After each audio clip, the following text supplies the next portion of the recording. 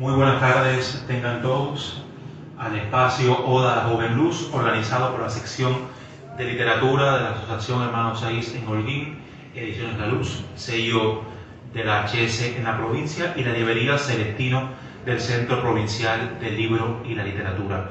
Hoy en Oda a la Joven Luz me acompañan dos buenos amigos: Eugenio Marrón Casanova, editor, periodista y escritor, y Lino Ernesto Verdesia Calunga, con todos sus nombres y apellidos. Profesor también de larga data, periodista también de alguna manera, formador de varias generaciones de jóvenes ensayistas y jóvenes investigadores, y bueno, ya con el tiempo no tan jóvenes. Pero bueno, con estos dos amigos vamos a partir, digamos, de un pie, los 491 años de nacimiento de Michel de Montaigne en Francia en 1533, en el castillo propiedad de su familia, donde nace el hombre que de alguna manera está a caballo entre el medioevo y la modernidad o el Renacimiento, que va a acuñar a partir de sus ensayos la concepción moderna del término ensayo. La concepción en que nos hemos basado después de estos siglos acá para definir en materia literaria qué es un ensayo, a partir de la publicación sobre 1588 aproximadamente del primer tomo de los 3 tomos que Michel de Montaigne publicara sobre titulados Ensayos, con este título. Este será de alguna manera el punto de partida para hablar un poco de la obra del francés y para hablar además de los cruces, digamos, las bifurcaciones o trifurcaciones que ha tenido este término, y cómo lo vemos también desde la academia, cómo lo vemos también en esa mixtura con el periodismo, con la literatura. De eso Lino también nos va a hablar un poco.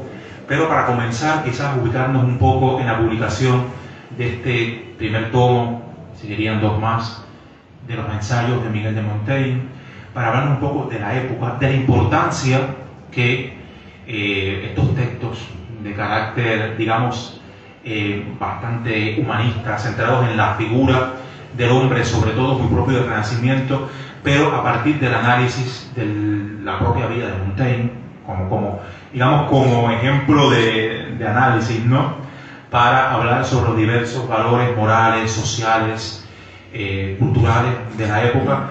Quiero que sea Eugenio Marrón, que sé que entre los libros más cercanos que tiene en esa mesa de noche en la cual los escritores solemos tener esos títulos a los cuales volvemos una y otra vez, sé que esos ensayos están ahí, así que qué mejor que tenerlos como punto de partida, y que sea precisamente Eugenio Marrón quien rompa el hielo en este diálogo sobre Michel de Montaigne y sobre el ensayo.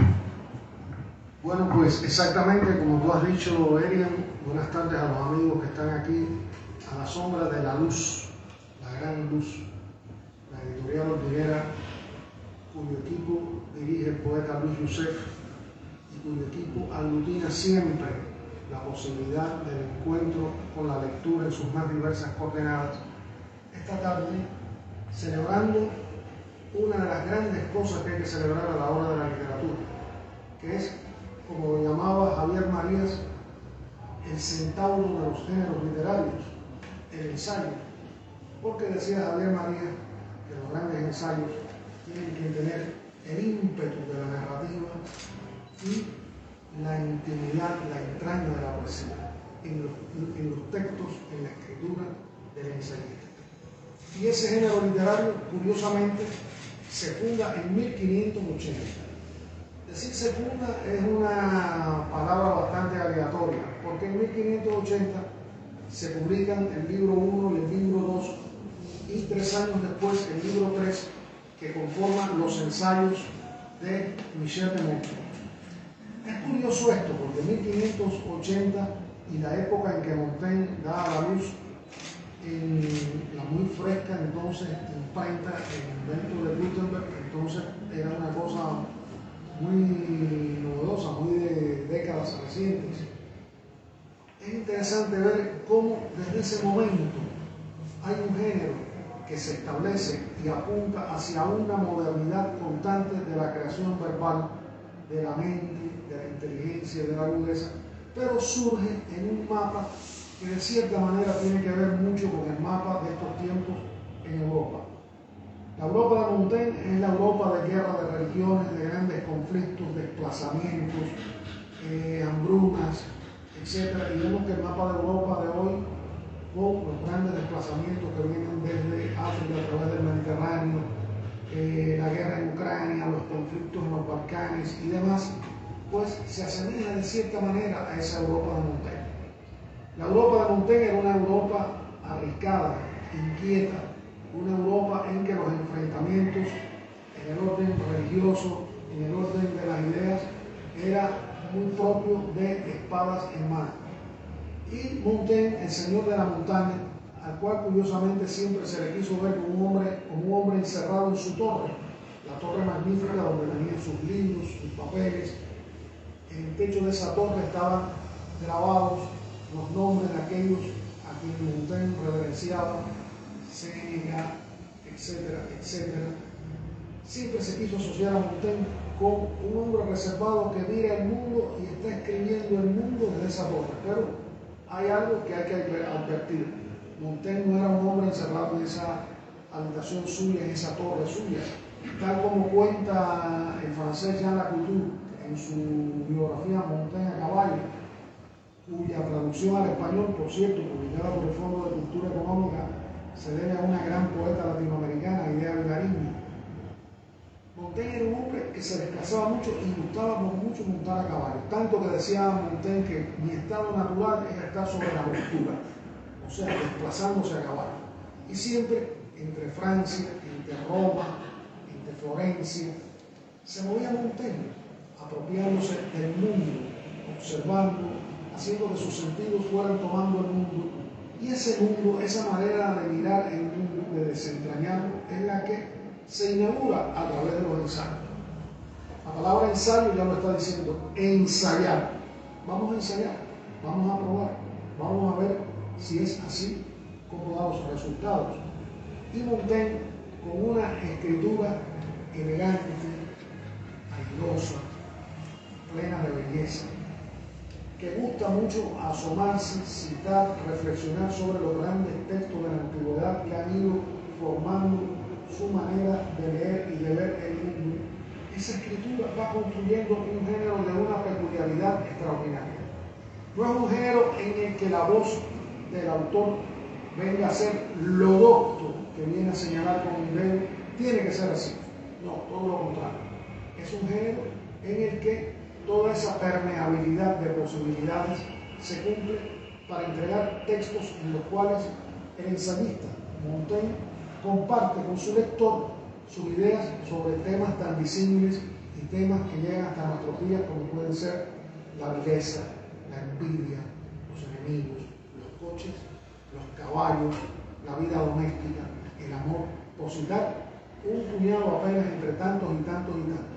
Y es que lo que convierte a los ensayos de Montaigne en un libro de absoluta modernidad es el hecho de que la voz del escritor deja de ser, como en otras ocasiones, una voz dirigida a establecer con rigor una ley. No, Montaigne no establece ninguna ley. Montaigne viene a conversar de estas cosas y viene a conversar como quien ensaya, como quien prueba a ver la suerte que va a tener el texto en el diálogo de él con sus lectores. Los ensayos de Montaigne cogieron un destino diverso, pero hay una edición, que es la última que se ha hecho en lengua española y que gracias a una buena amiga de la península ibérica tengo, fue publicada a finales de los años 2000 por la editorial Acantilado de Barcelona.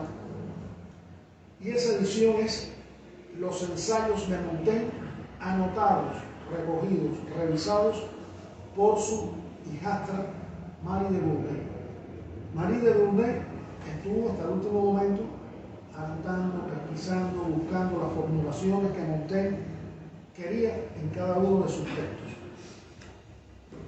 Otras veces, los ensayos de Montaigne que llegaron hasta nosotros no eran los de Marie de Gournay anotados por ella, sino habían tenido otro destino. Pero desde que sale esta traducción del francés al español por el Editorial Acantilado de Barcelona, podemos encontrar en nuestra lengua ya a Montaigne tal y como él quiso estar, es decir, como su hijastra Marie de Gournay anotó, revisó, comprobó que ahí estaban los textos que Montaigne había escrito.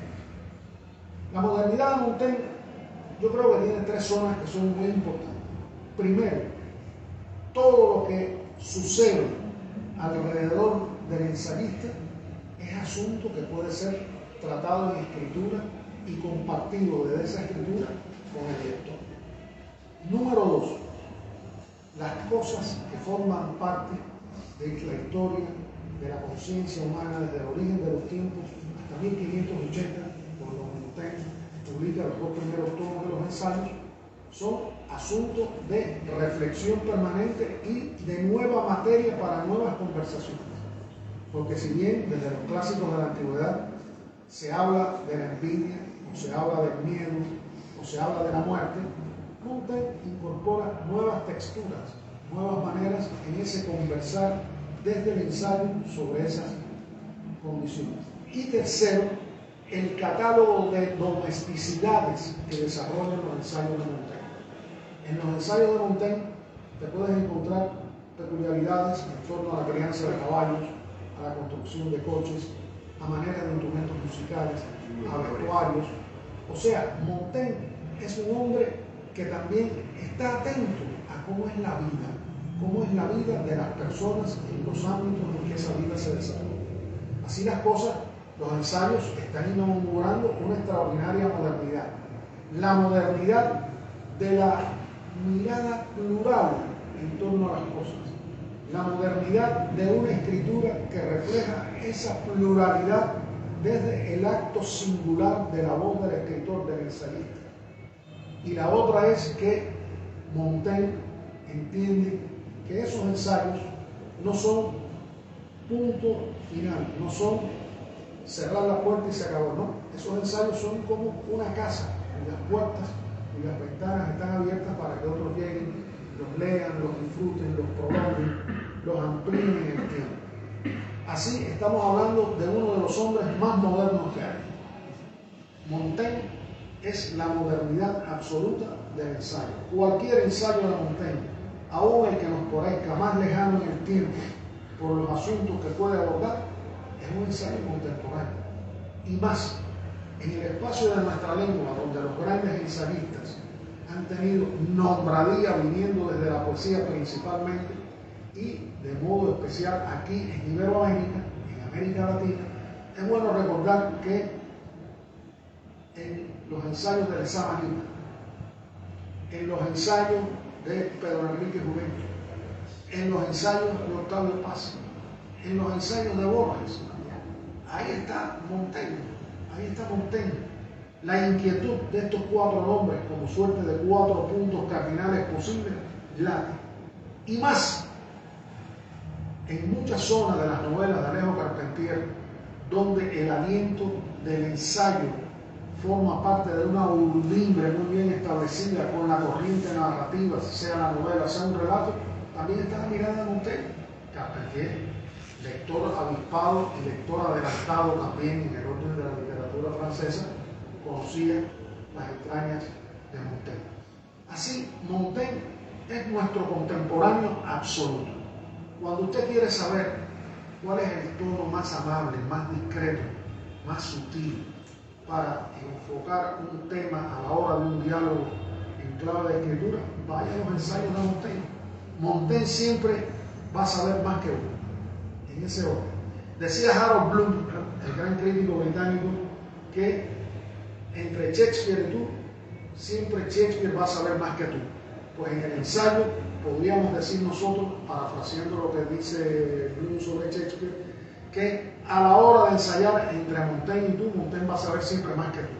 Cómo desarrollar tu mirada, cómo decir aquello que tiene que ver sobre la importancia de una planta, de un vestido, de una característica de determinada persona sobre la condición humana. Montaigne siempre sabe más. Y esa sabiduría de más de Montaigne es la que ha establecido el dominio del ensayo. Por eso yo creo que siempre en lengua española, de modo actual, en los últimos tiempos, es bueno recomendar a las nuevas generaciones de ensayistas que vayan a Montaigne. Cuba ha tenido serias dificultades en el orden del ensayo como tal, producto de que muchas veces se ha confundido, y eso tanto Lino como Elian, como yo en mis años de profesor en ELISA, lo sabemos, se ha confundido muchas veces la naturaleza del ensayo con la naturaleza de la investigación académica, con la naturaleza de la indagación o el scholar, como lo dicen en los campos universitarios norteamericanos, la naturaleza de las bibliografías formales anotadas. Eso no es el ensayo. El ensayo es el ensayo que estamos viendo Montaigne. Si a mí me dijeran, por ejemplo, en clave cubana, cuáles pueden ser los ensayistas más recomendables para recordar la lección de Montaigne, yo citaría, por ejemplo, los ensayos de Alejo Carpentier, de modo especial la expresión americana, de José Lezama Lima, la expresión americana. Ahí están los ensayos de Montaigne leídos por Lezama, discípulo de Montaigne, dialogando sobre las razones de la cultura americana, desde su arquitectura, sus texturas diversas en el orden de las palabras. Carpentier, en Tientos e Indiferencias, también da una lección maravillosa de cómo los ensayos a lo Montaigne pueden ser cumplidos. E incluso, diría más, en textos lejanos, como algunos textos de Juan Marinero, en el orden del ensayo sobre algunos poetas recogidos en los dos tomos de contemporáneo, también Marinero era un hombre que tenía maneras del aliento de Montaigne. Es decir, Montaigne llega hasta nuestros días con un gran ímpetu. Montaigne se ha posesionado también en la lengua española, en otras zonas. Montaigne es un contemporáneo que nos enseña a mirar desde nosotros mismos, porque el ensayo que no mira desde nosotros mismos no es ensayo, es otra cosa. Yo creo que ahí está la clave de Montaigne como un hombre de nuestro tiempo. Mirar desde nosotros mismos, es ahí el ensayo. Muchas gracias, amigo mío, por estas profundas y hermosas palabras al mismo tiempo sobre Michel de Montaigne. Tú subrayabas el hecho de la tan tremenda contemporaneidad, por decirlo así, de Montaigne, y me hizo recordar que ha sido catalogado por muchos investigadores como el más moderno de los clásicos o el más clásico de los modernos. Está a caballo, para seguir esa tradición, entre esa Edad Media que va saliendo y el Renacimiento pujante que ya para 1533, año en que nace, está floreciendo entre Francia, Italia y Países Bajos, sobre todo en ese triángulo de la vieja Europa. Me hiciste recordar, por ejemplo, Montaigne es un niño de familia noble. El castillo donde nace, el castillo de Montaigne, un castillo familiar, heredado de su padre con títulos nobiliarios, el señor de la montaña, y es un niño que tiene una peculiaridad.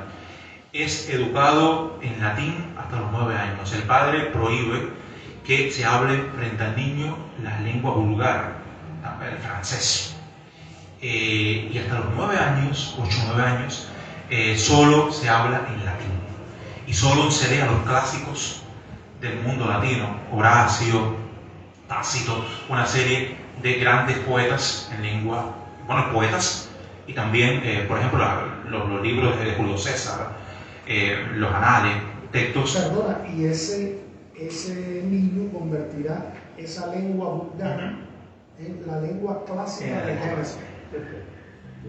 Las cosas de la literatura, ¿no? Y es un niño que después solo le hablan en griego hasta que ya un poco crecido, el padre autoriza que pueda, que le enseñen el francés, ¿no? La lengua en que habla, digamos, la servidumbre, el resto del pueblo. O sea que está, desde muy pequeño, está imbuido en la alta tradición grecolatina. Y algo más que habría que añadir en ese sentido, lo que estaba apuntando Eric, es que nombres claves de la literatura francesa como Albert Camus o Marguerite Yourcenar en sus ensayos, ahí ves a Montaigne la tiene. Por ejemplo, los ensayos de Albert Camus sobre el mundo griego mediterráneo, o en los diversos ensayos de Marguerite Yourcenar sobre los temas más diversos, ahí está Montaigne también. Claro, hablabas en un momento incluso de esta imagen de Montaigne encerrado en su famosa torre, rodeado de la torre de biblioteca donde escribía, porque es un hombre que, además de esta tradición clásica, estudia leyes, se forja, sigue la tradición familiar de alguna manera de estudiar leyes, pero hasta los 30 y tantos años se dedica a la abogacía y decide romper con esa relación práctica, digamos, con la vida, ¿no?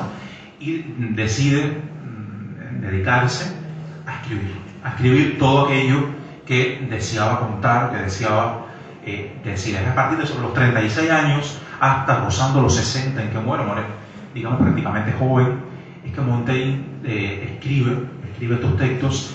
Es un hombre que, como contabas, le gusta andar a caballo, le gusta andar por aquellos dominios, llega a ser alcalde en 2 ocasiones de Bordeaux, llega a ser alcalde de la región, además una tradición familiar, el padre lo había sido, y llega a mediar entre los conflictos entre los católicos y los protestantes. Estamos en un contexto, como bien decías, de guerras religiosas en la Europa central, entre Francia y Países Bajos sobre todo, y llega a mediar y realiza un gran viaje que lo lleva por toda esta zona, Italia sobre todo, Holanda, Países Bajos, que está recogida en un tomo de un diario de viaje con anotaciones sobre esto. Esta gran contemporaneidad de Montaigne está dada de alguna manera en que es de los primeros autores en que decide escribir del otro, o sea, él le interesa escribir del género humano a partir de él. O sea, él se toma como ejemplo de análisis para escribir de los males, defectos y virtudes del género humano, de la condición humana. Esa amplísima abanico que es la condición humana, pero habla de la condición humana repasando la tradición. Vemos en los ensayos esas constantes referencias a textos clásicos, a poesía, a otros textos, pero al mismo tiempo esa recurrencia por las pequeñas cosas de la vida. Cómo logra esa especie de voz autoral tan hermosa, tan contemporánea en él, que nos lo hace tener cercano en nuestros días. Nos hace sentirlo contemporáneo. Tan es así que muy pronto, gracias a la magia de Gutenberg también, aquellos tomos de ensayos se esparcen por toda Europa y llegan a tener una influencia bastante fuerte.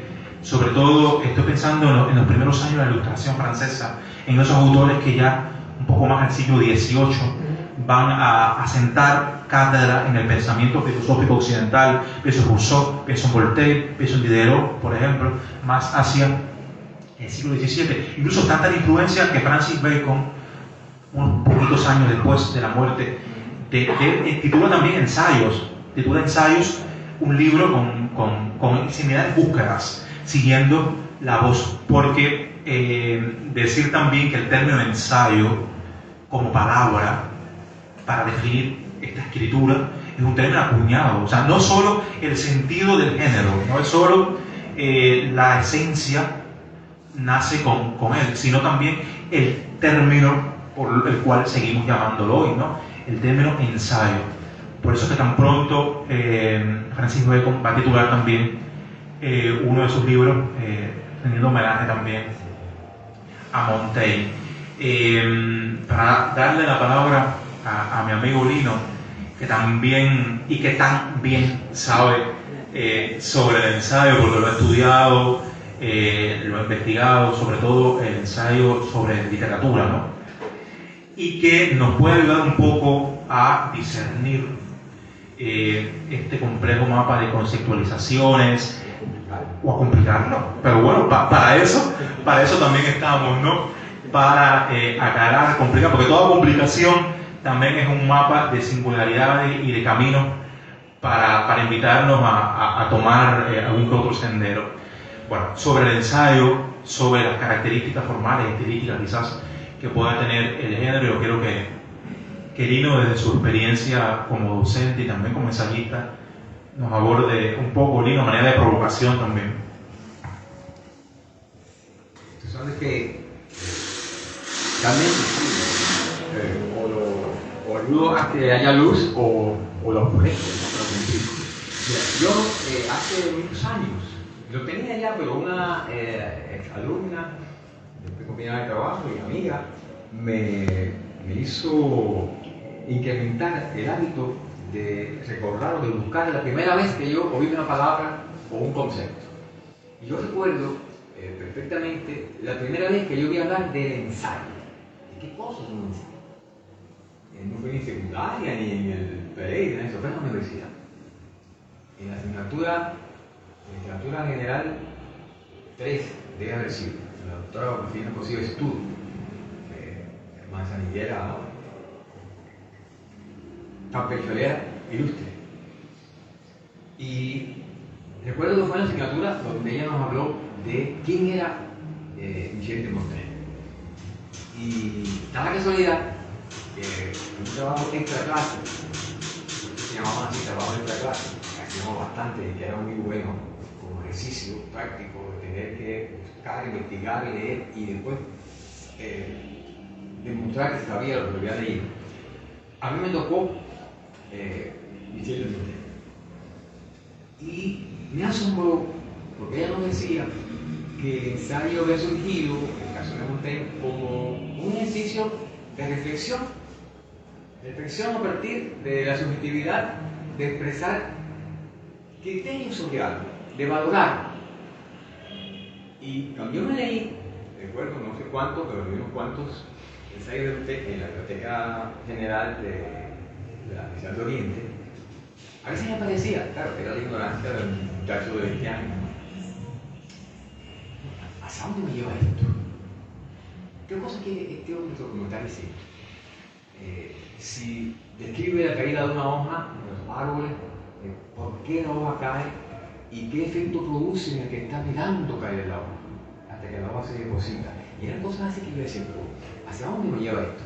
Claro, cuando supe después, muchos años después, o casi en ese mismo curso, gracias a la influencia de un profesor ilustre que todo lo grabado de esos años recuerda como un paradigma, de nombre Ricardo Antonio Aventura del Pilado Parreño, que una asignatura que él daba obligaba a la redacción y la entrega de un trabajo que decíamos, porque yo no exactamente por ese rigor, lo vi ese después, le decíamos el ensayo de Epilama. Aquella asignatura con un nombre así muy genérico, muy sin importancia, se llamaba redacción y composición. 3. Pero el número 3 y aquel profesor fue la base de su libro después, ya publicado, Metodología de Investigación Bibliográfica. Y a partir de una asignatura más, la obligación que tuve en el año anterior con la literatura, yo siempre he pensado que en torno al ensayo, lamentablemente, por criterios distintos, la vida es así, si no fuera muy aburrido, ¿no? Criterios distintos, en torno a este género ha habido no solamente distorsión, sino una hibridez con todos los géneros, que se ha ido desarrollando a través de los tiempos. Es muy difícil que alguien no confunda, un artículo con un ensayo. Yo soy artículos que le llaman ensayos y ensayos que le llaman artículos. Yo he oído llamar a nuestra América, nuestro gran José Martí, el artículo no está bien. Y yo con el 95% de las veces he oído hablar del ensayo no está bien. Hay por ahí las definiciones de ensayo que hablan de que es un texto breve. Yo siempre he dicho, ¿a qué llamar la brevedad? ¿A qué llamar breve? Norteamérica es un texto relativamente breve. Cuando hablaba de los ensayos de Lezama, relativamente breves, pero un ensayo puede tener cientos de páginas. Un ensayo. Claro, si uno piensa en que el ensayo, prosa reflexiva, prosa argumentada, valorativa, para tener un largo aliento, es como si usted fuera, en términos de deporte, a comparar distancias cortas con distancias largas, o con medio fondo. Lo mismo 100, 200 que 3.000, 5.000 que el maratón. Y el ensayo implica una concentración de criterio, de expresión. Entonces, ¿cómo está relacionando con el artículo? ¿Por qué? ¿De dónde viene esa cosa híbrida de pensar que pueden ser lo mismo o que llegan a ser lo mismo? Y yo recuerdo cómo ese texto en prosa, reflexivo, argumentado, que he oído decir siempre que el ensayo no lleva, digamos, esa argumentación de nota, de aparato crítico, pero bueno, he visto ensayos que tienen pequeñas notas al pie, ya sea puesta por el editor. Los editores que han hecho edición saben que a veces hace falta ponerle un asterisco o algo, una notita y aclarar algo, porque el lector que está leyendo en el año 2023 o que va a leer en el 2030 no tiene por qué tener claro una cosa que fue en 1980, y para evitarle que lo busque o que consulte, se lo da. O sea, nota del editor, pero a veces el mismo autor, textos recientes, sea corregido, aprobado, hasta a veces coeditado por el autor, aparecen pequeñas notas. O sea, decir que no lleva esto de manera absoluta siempre es rozar el riesgo del error. Sin embargo, yo siempre me he preguntado, ¿en qué medida, que era lo que tocaba Marrón, un trabajo de investigación práctico, ejercicio práctico, puede considerarse un ensayo? Cuando un artículo o un trabajo para entregar, un trabajo de curso, de los tantos que yo tuve que evaluar, se puede convertir en un ensayo. Cuando una tesis de maestría o de diploma, una tesis de maestría, puede ser un ensayo. Hay que quitarle todo un aparato, toda una armazón estructural que de fluidez y que que deje de ser el formato ese que a mí me aterra, de objetivo, todo aquello, que es castrante. Recuerdo una larga conversación con el amigo Roberto Segrego en su casa. Estaba ahí preparando el libro de la virtud doméstica. Y los ensayos que componía el libro. Y él me decía, ¿ves que yo sea un ensayo o un artículo? Y le decía, Segrego, no importa, está bien escrito, tiene estilo, está todo detrás de eso. Hay una voluntad de estilo en lo que estás diciendo. Por tanto, ese es tu pensamiento. Porque también criterios de investigadores, autores, etc., dicen que el ensayo no pretende informar, que es poner la relación, la visión del mundo que tenga el autor. Yo discrepo de eso. Porque cuando usted está valorando, está imponiendo, está reflexionando, a muchos lectores lo están informando, porque pueden no conocer o no haber pensado nunca en lo que usted lo está induciendo. Y por tanto, también está informando, está persuadiendo, está tratando de convencer, de llevar a alguien a que coincida o no con su pensamiento. Y yo, por ejemplo, que siempre he usado el pensamiento para discrepar, para aceptar y coincidir o para proponer, creo que hay ahí el eje básico del ensayo como género literario. Eso, para dar a conocer, para mostrar una sensibilidad, una visión del mundo, una cosmovisión con el señor, mi tutor, soy chileno, Carlos Santander, una cosmovisión, y cómo la modernidad, esa en la que tanto aporta la visión de Montaigne, se va a nutrir de esa manera de acercarse al mundo, acercarse al hombre. No en vano, todo lo que sigue a la visión esta de Montaigne, a este enfoque, a esta manera de ver el mundo y de escribir y de narrar. Exactamente, un cuento que estaba encerrado, aislado en esta torre de marfil, no, porque era un individuo que de adolescente el padre lo obligó a vivir con campesinos, lo obligó a vivir en hacienda, para el contacto con la naturaleza. ¿De dónde le viene a él esa cosa del hombre natural? Como diría Rousseau. ¿De dónde le viene? Le viene de eso, de haber conocido, de haber estado en contacto con ese tipo de personas, en haciendas, en campesinos, con cultivadores. Entonces, esa visión, esa normalidad de ver el mundo, es lo que hace que el ensayo se preste para exponer, para expandir esta sensibilidad, pero también para discrepar, para apoyar, para coincidir, y de ahí los tipos de ensayos. Si uno piensa en nombres, ejemplos, tenía por aquí algunos anotados, y piensa, coincidimos, lo puedo Martí, Carpentier, Lezama, Carlos Paz, Alfonso Reyes,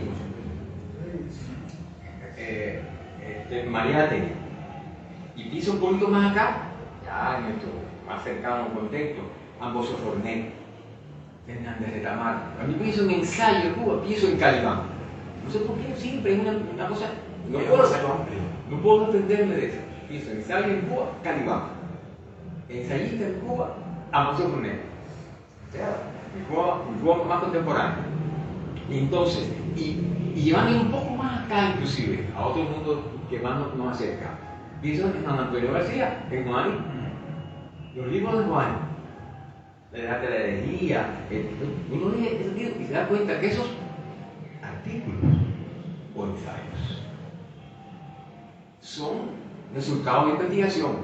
Un ensayo puede ser efectivamente resultado de investigación, puede ser de observación natural y la acumulación de información, o puede ser la búsqueda de una información y después la recreación y el propósito de informar, porque también el verbo informar, de persuadir o de comunicar aquello de lo que uno se apropió o de que el autor se apropió. Por eso sí, siempre, cuando alguien me dice una compilación de ensayos, y veo que a veces las reseñas que se hacen del libro lo dan como una compilación de artículos, y muchas veces he visto presentar, exponer, promover un texto que lo dan como una compilación de ensayos, como tú lo miras, son pequeñas reseñas, son pequeños textos. Y todo lo que ha escrito, todo lo que ha redactado de esa manera, o sea, la prosa, con una búsqueda de estilo, con una voluntad estilística, ya sea para hablar de Manet o para hablar de Zapoteo, ya sea para todo eso. Hay un momento que uno siente que está dando el resultado de lo que uno acumuló como reflexión, de lo que uno acumuló como información. Entonces uno piensa, bueno, ¿cuál es la frontera? Esa hibridez es, creo que, inevitable, y cada vez más los géneros son mestizos. Cada vez más son mestizos.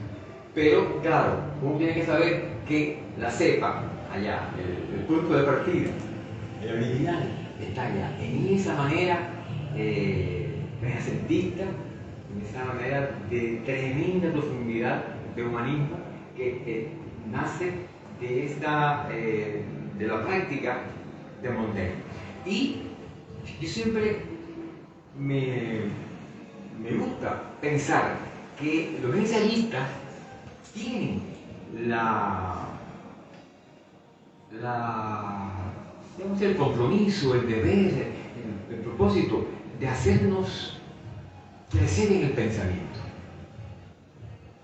Tú puedes leer una novela y puede provocar eso, un buen libro de poesía o un poema, una canción le puede provocar crecer en el pensamiento y en el sentimiento.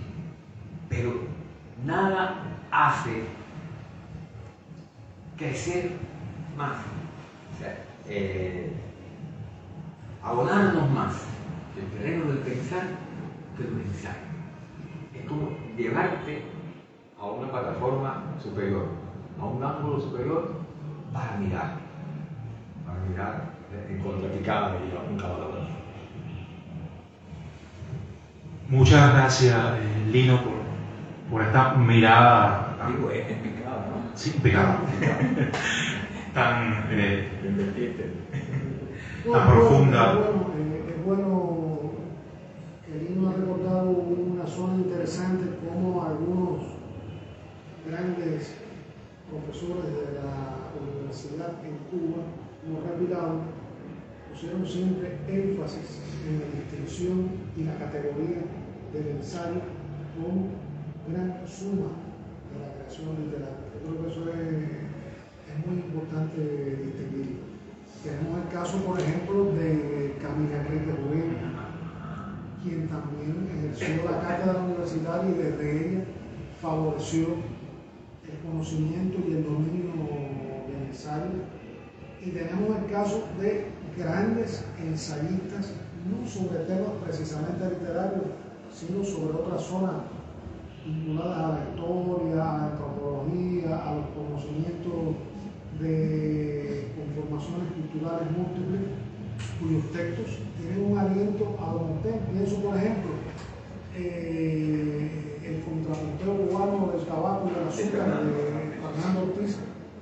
Es un ensayo, es un libro con ese donaire de la mirada propia del ensayista, desarrollando la historia del encuentro de sus dos grandes cultivos. O el ingenio de Manuel Moreno Frainals. Recuérdese que, por ejemplo, la anécdota central de la última cena de Tomás Gutiérrez Alega, o sea, la cena de Cristo con sus discípulos el día de la pasión, de Jueves Santo, en el ingenio, está tomada de la anécdota que rescata, recupera de papeles Moreno Frainal ocurridos en la casa, en el ingenio del conde de Casa Bayona, y lo incluye en una espléndida textura dentro del ingenio. Hay que apuntar también que Moreno Frainal tiene un libro, Cuba, España, España, Cuba, una historia común, que fue escrito ya cuando él estaba fuera de Cuba, residiendo entre España y Estados Unidos, que lo escribió prácticamente de memoria, es decir, que es un ensayo en el sentido que él, Moreno Frainals, o en los ensayos que están incluidos en la órbita de Ediciones Unión, ahí tú respiras y ves al gran ensayista que es Moreno Frainals. De la misma manera que la anécdota central de una pelea cubana contra los demonios, parte de los ensayos, bueno, de un fragmento de contrapunteo de Fernando Ortiz. Y se lo olvidó, lo que pasa es que el lapsus lo olvidé y no lo apuntó muy acertadamente, uno de los grandes discípulos de Montaigne en lengua española, en América, es Alfonso Reyes. Los ensayos de Reyes son ensayos tal y como quería y lo soñaba Montaigne. Yo creo que también que, Lino, estamos hablando de un hombre del Renacimiento, o sea, esta mirada que trata de englobar todos los procesos, ¿no? O sea, el hombre le interesa lo mismo, la germinación de la planta hasta el astro, ¿no? Lo pequeño y lo inmenso es algo que es propio de la mirada del hombre renacentista, ¿no? Que le interesa lo mismo las grandes batallas, la historia clásica y los procesos pequeños. Es como ese sabio que va a estar a lo Da Vinci también, de alguna manera, ¿no? centrando esta mirada al Renacimiento. Y creo que esta temprana mezcla, o no confusión, pero sí entre el ensayo y el artículo, yo lo asocio también un poquito a la pronta aparición de la prensa con la propia imprenta, ¿no? Y el hecho de que al ser textos breves en su mayoría van a ser acogidos por estas publicaciones periódicas que van a estar poblando sobre todo Europa a partir de 1600 tanto, y que es una manera rápida de la distribución de pensamiento, ¿no? Vemos la misma Revolución Francesa tiene en la prensa periódica uno de los detonantes, ¿no? de la propagación de pensamiento filosófico. Y el soporte mismo va a condicionar también un poco la mirada, ¿no? La mirada de hecho del ensayo y el artículo. Yo creo que esa voluntad de estilo es clave. A veces el artículo periodístico sencillamente ni siquiera comenta, sino que agrupa una serie de datos, le da cierto orden lógico, pero no hay una voz, una opinión, un análisis de estos datos, o el análisis se basa en lo que otro dijo, pero esa interpretación de un proceso, ¿qué pienso yo realmente, sea cierto o no, esté bien o esté mal, de algo? Es donde ahí también la crítica va mezclándose en el ensayo, en el artículo, como ejercicio de opinión, como voz autoral que se va colando y floreciendo, prevaleciendo por sobre la escritura. Es algo que está muy, muy presente en el ensayo. Es qué piensa, qué cree esa persona de esos procesos. Es lo que hace Montaigne, ¿no? O sea, era analizar la sociedad humana, el género humano. Él decía algo así como tratar de pintarme a mí mismo, o sea, usar el término pintarme a mí mismo, o sea, a través de mí mismo pintar el género humano. O sea, si va a quizás hablar un poco de la belleza, o va a hablar un poco de la maldad, o un poco de, no sé, del egoísmo, pasarlo por el tamiz de mi subjetividad y que yo mismo sea el recipiente sobre el que valorar también estos procesos, ¿no? Recordar, en Cuba hay una edición que si no está completa, menos tiene una especie de selección, ¿sí? A menos interesante selección de los ensayos de Montaigne, publicado hace unos años por Ediciones de Belleza de Villa Clara. Hace 5 o 6 años está esa selección de Montaigne, que es un libro que aunque quizás difícil de conseguir en estos momentos, pero que sí nos muestra al lector cubano, si no todo el grueso de los 3 volúmenes de ensayo, si al menos una variadísima selección que pone al lector que siga prefiriendo, pero como nosotros, el peso del libro en las manos, ¿no? y las texturas del libro, porque claro, en digital sí podemos encontrar los tomos y los 3 tomos de ensayo, pero al menos sí decir a los amigos que están presentes y a los que lo ven a través de las plataformas digitales, las redes sociales de Ediciones La Luz, que en Cuba, al menos esa edición nos pone al alcance de las manos parte importante de los ensayos de Michel de Montaigne. Fíjate, dos pequeñas anécdotas. A partir de esto del ensayo, la brevedad, el artículo, una profesora en el departamento fin de los 90 en Santiago de Cuba tenía orientado a entregarle un trabajo y ella llamaba a este trabajo un ensayito. Ella pedía un ensayito. Sí. Entonces alguien preguntó, ¿cómo con un ensayito? Dice, sí, vaya, aquello que el depilado le mandaba hacer antes. Ya no pasó por el depilado, ya no vio nada. Aquello, pero más chiquito. El tamaño daba, es decir, que si era ensayo o era un ensayito. Pero yo recuerdo uno de mis últimas tutorías de trabajo de diploma en Santiago fue a Orestes Solís Hierro, tunero editor de Claro Oriente, y era sobre las iniciales de la Tierra. La primera parte de las iniciales de la Tierra. La primera parte de las iniciales de la Tierra.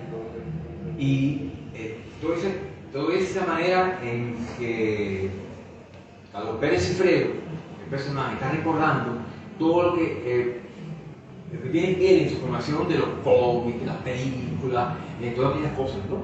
Y entonces esa era la investigación de Raúl Diploma. Pero él escribió de una manera tal que rompía un tanto con el esquema dogmático del formato de trabajo de diploma que tantos profesores me exigían. Y a mí aquello me gustaba que lo hiciera así, y yo en parte lo pegaba para que lo hiciera así. Un poco me gustaba romper esos esquemas.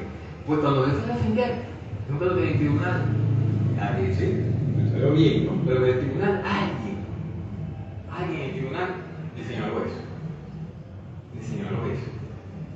Él se defendió bien, pero ya a la hora de definir la evaluación, el tutor al fin tenía voz pero no voto, y esa persona volvió a insistir en que sí, era un trabajo muy bien escrito, muy bien pensado, que ese libro es un libro que quizás algún día se volviera a acreditar en Cuba, etcétera, etcétera, pero que no le parecía un trabajo muy diploma. No le pareció, porque era un trabajo donde él exponía cómo él como autor, cómo él recibía lo que ese otro autor había querido decir. O sea, que esa cosa de pensar que cuando el autor está dando su cosmovisión, te está engañando, o te está colocando en un mundo falso y no te está ayudando a crecer. Y eso del ensayito, que dice aquella profesora, y esa visión de un tribunal, un jurado, que un miembro no veía, o que veía, que había un fondo de ensayo en el trabajo. Porque es así, esa cosa, eso ocurre.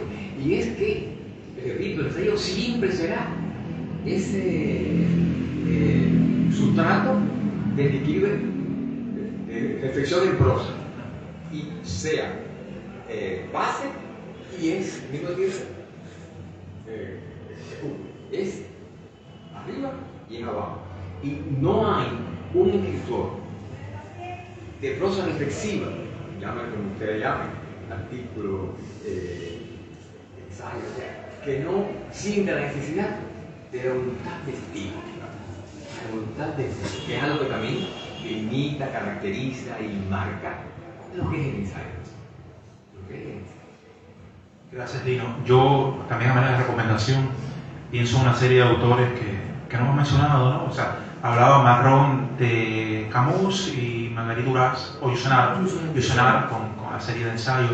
Y yo pienso más en el ámbito hispano, también añado el nombre de María Zambrano, la eminente ensayista española, tan cercana también a Orígenes, tan cercana a Cuba, Ortega y Gasset, que es profesora además de María Zambrano. Javier Marías, el padre de Javier Marías. Y en el ámbito cubano no quiero dejar de mencionar ciertas zonas de altura de la ensayística de Fine García Marrú y Cinto Vitier, que también creo que es meritorio resaltar, ¿no? Dos zonas importantes de la ensayística. Así que con estos nombres, con estos autores, vamos ya cerrando esta profunda y amena tarde donde hemos recorrido desde los umbrales del siglo XVI francés hasta nuestros días las múltiples zonas, regiones y también conceptos, la importancia del ensayo en la literatura y el pensamiento contemporáneo. Yo agradezco a quienes estábamos en este sitio que es la sede del Centro de Comunicación Cultural La Luz, que amablemente nos han cedido para realizar Oda Joven Luz. Agradecer también a los amigos que están del lado de allá de la cámara, en las plataformas digitales, redes sociales de Ediciones La Luz, y nos va quedando lanzar la invitación para el próximo mes, para el mes de marzo, donde volveremos a estar ya sea en este espacio, ya sea en otro, pero sí con esa Oda a la Joven Luz que también llamaba Eliseo Diego, para seguir conversando, para seguir pensando un poco y ensayando también, porque estas conversaciones son ensayos. Así que invitarlos a encontrarnos el próximo marzo y a seguir conversando sobre literatura en Ediciones La Luz. Muchas gracias.